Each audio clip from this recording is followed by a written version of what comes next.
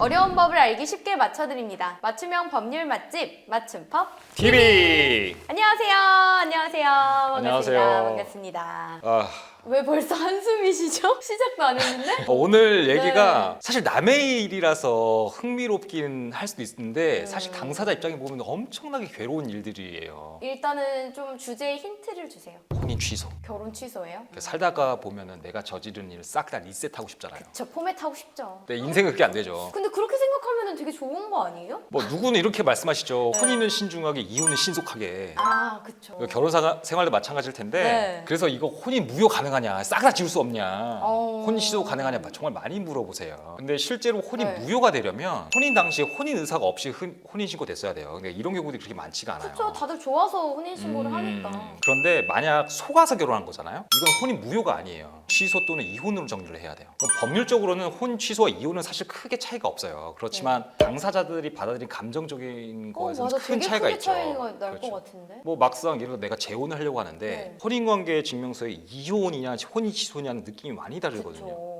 법은 그런데 혼인 취소되는 유형을 딱 정해놨어요. 정해놔야죠. 안 그러면 다 아마 이혼했을 거예요. 싹 다. 싹 다 취소했을 거예요. 그래서 근친혼이거나 이런 경우는 그렇게 많지는 않을 거고 네. 남편과 아내 어느 한쪽이 혼인 생활을 유지하기 어려울 정도로 굉장히 중대한 병이 있었던 사실을 몰랐을 때 시한부나 이런 거. 심한 정신병이 있다거나 아니면 심각한 유전병, 악질이라고 규정을 해놨으니까 그리고 사기나 협박을 당했을 때 이럴 때는 혼인 네. 신고를 취소할 수 있습니다. 그래서 오늘은 혼인 취소의 유형을 알아보려고 합니다. 네. 8가지 준비해봤습니다. 알차게 준비했습니다. 8가지나 있어요? 참고로 오늘 말씀드릴 사안은 전부 다 실제로 판례 사안들이에요. 아, 저희가 이제 지어낸 게 아니라. 예, 만들어낸 판례 게 사안들이고 개인정보 문제가 있어서 네. 제가 직접 처리한 사건들은 넣지 않았어요. 첫 번째는 질병을 속인 경우예요. 이 사안에서는 남자가 네. 알코올 의존증, 그러니까 알코올 중독자였던 거예요. 아니라. 이걸 속일 수가 있나? 저도 다 그게 좀 궁금해요. 그래서 이분이 이미 혼인하기 전에 수십 번 통원 치료하고 병원에 입원하고 이거 치료를 받았던 전력이 있어요. 그래서 이제 네. 재활하고 이러면 상관이 없는데 이게 혼인 생활에 문제를 줬던 거예요. 정상적인 생활이 안 됐던 거죠.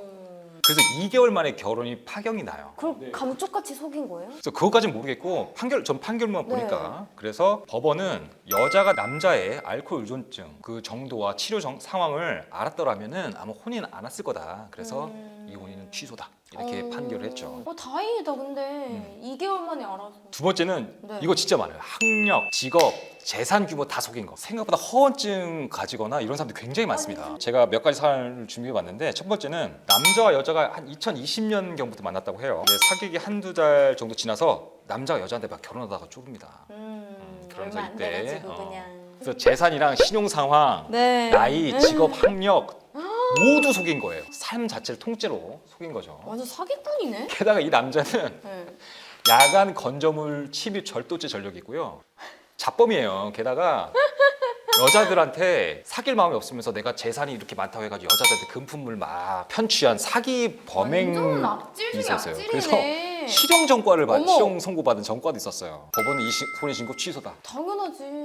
그런 사기 전과 있으면 누가 결혼하겠어요? 그쵸. 엄청나게 사랑하는 게 아닌데. 인생을 건졌다. 그리고 네. 다음 사안에서는 이건 여자가 사기꾼이에요. 아. 그러니까 뭐 유명한 대학의 네. 졸업반이고 지금 국가고시를 준비 중이다. 그리고 지금 내가 그 서울에 있는 부촌에 어느 유명한 아파트에 산다.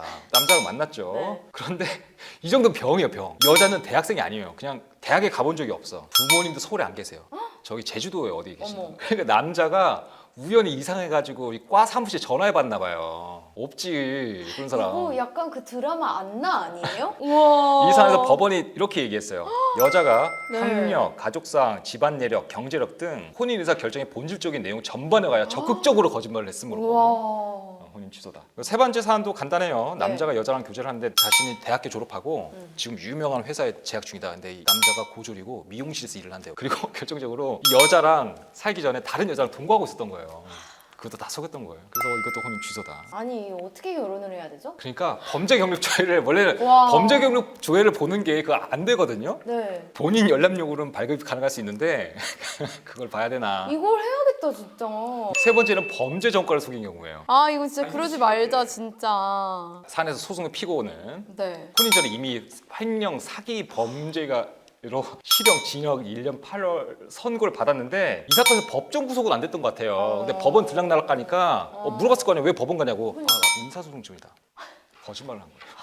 그래서 또 굳이 뭐 그거를 파헤치지 않지. 사랑하는 사람이 이렇게 얘기하는데. 그러니까 법원 가서 민사재판주의다 하면은 그치. 그러니까 믿죠. 그쵸. 그래서 법원이 뭐라고 했냐면 원고가 피고의 범죄 행위와 그 재판 결과를 알았더라면 피고와 혼인하지 않았을 것으로 보이므로 혼인 취소다. 네 번째는 출산 경력을 여자가 속인 거예요. 이것도 삶 전체를 속인 케이스입니다. 아니 이거 저희 진짜 실제 판례죠? 아, 다 팔려요. 제가 지어낼 수가 없죠, 이거를. 이야 대단하다 진짜. 남자와 여자는 원래 다른 회사에 다니고 있었는데 업무상으로 이제 만나다가 어. 연인 관계로 발전을 했어요. 근데 여자가 원래는 내가 고려대학교 사범대 출신이고 교직에 있었는데 뭐 내가 전교조 활동을 하고 내가 퇴직하고 나서 회사 다닌다 이렇게 얘기한 거고 자기 오빠도 고대 교수다 이렇게 막 한 거예요. 그리고 이제 네. 왜 지금까지 결혼 안 하냐고 했으니까 뭐 퇴직하고 일하느라고 결혼 늦었다.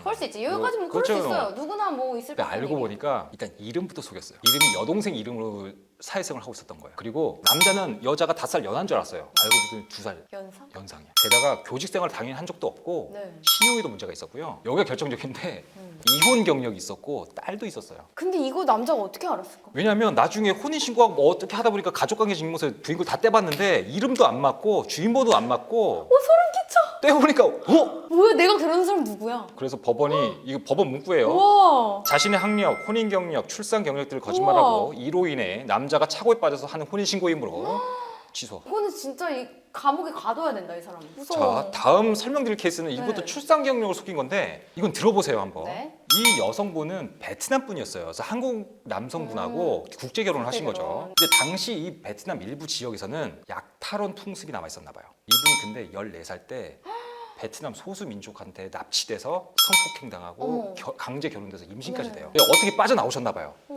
거기서 빠져나서 이제 자기 집으로 갔는데 이제 남자가 막 찾아오고 돈 내놓으러 하고 애기도 싹 다 뺏어갔대요. 어머 어머.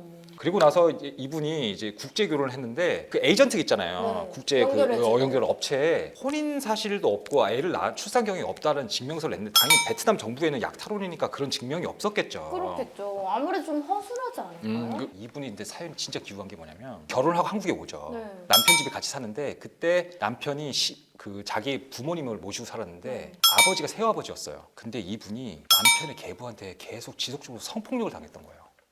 그래서 이분이 못 견디다가 집을 나오면서 자기 이제 개시아버지죠. 그분을 고소하고 나왔어요. 개시아버지는 형사처벌 받을 거 아닙니까? 네. 근데 형사재판을 받는 도중에 이분의 과거 출산 사실이 어떻게 나왔는지 모르게 그게 나왔대요. 아 어떻게 나왔지? 근데 그냥 그것까지는 조사를 모르겠어요. 하다 보니까 뭐 어떻게 뭐 디지털 이렇게 나왔나 봐요. 이제 그때 바로 별거 시작했고 남자가 여자를 상대로 혼인 취소 소송을 합니다. 출산 사실을 속이지 않았냐고. 1심과 2심에서는 혼인은 취소다라고 얘기했어요. 왜냐면 네가 성폭행을 당하고 그랬더라도 그건 얘기해야 된다. 그렇지. 근데 문제는 대법원의 판단이 달랐어요. 대법원이 이걸 뒤집었어요. 왜 어떻게 해요? 이제 대법원이 뭐라고 했냐면 네. 일단 당사자가 성장 과정에서 내가 아동일 때 성폭력을 당한 거 아니에요. 그때 임신하고 출산까지 했으나 그때 아기를 뺏어갔으니까 자녀와 관계 완전히 단절됐죠. 그쵸. 그리고 키울 일도 없어요. 이런 출산의 경위나 이런 거를 사실을 이건 내 명예나 사생활에 관련된 건데 그쵸. 굳이 이것까지 말하지 않았다고 해서 아, 이게 고지 의무가 있는 건가? 그걸 말하지 않았다고 이게 비난받을 정도인가? 그리고 단순히 출산 경력을 고지하지 않았다고 해서 이게 과연 그러면은 사기혼이냐 다시 봐야 된다 해서 그러면서 이거 네. 국제결혼도 마찬가지라고 그래서 어. 이걸 파악해서 돌려보냈어요. 아, 저는 개인적으로 이 대법원 판단이 맞다고 봐요. 이게 출산 경력을 속였다면 그 경위나 왜 그랬는지를 봐야겠죠. 이 사람은 성폭력 범죄 피해자예요. 그러면 내가 그 당했다는 사실은 수치해서 얘기 안 할 수도 있거든요. 이런 걸 좀 보호해줄 수 있는 법이 생겼으면 좋긴 할 것 같아요. 이제 뭐 이제 구체적 상황에서 법원이 네. 이제 판단을 할 테니까 그래서 취소가 안 됐나요? 취소가 안 됐을 거예요. 자, 지금 그런데 제가 8개 유형을 준비했는데 이제 4개 네. 했거든요. 이제 4개. 이제 4개인데 지금 당이 떨어져가지고 잠깐 끊고 가겠습니다. 좋습니다. 다음 편에 가도록 할게요. 힘들어. 네.